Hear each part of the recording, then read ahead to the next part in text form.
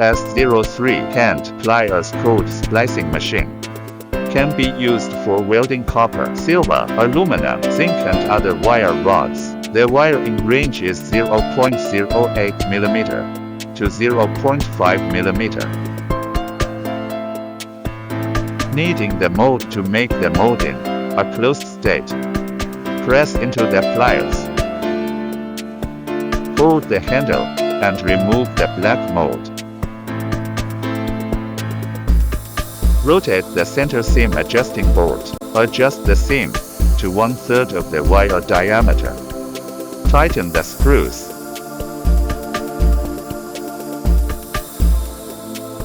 Press the door opener adjustment block. Loosen after inserting the copper wire.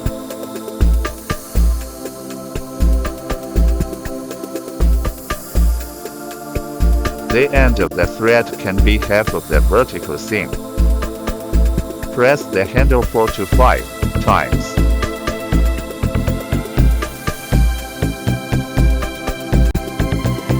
Press the horizontal fader. Retrieve the copper wire.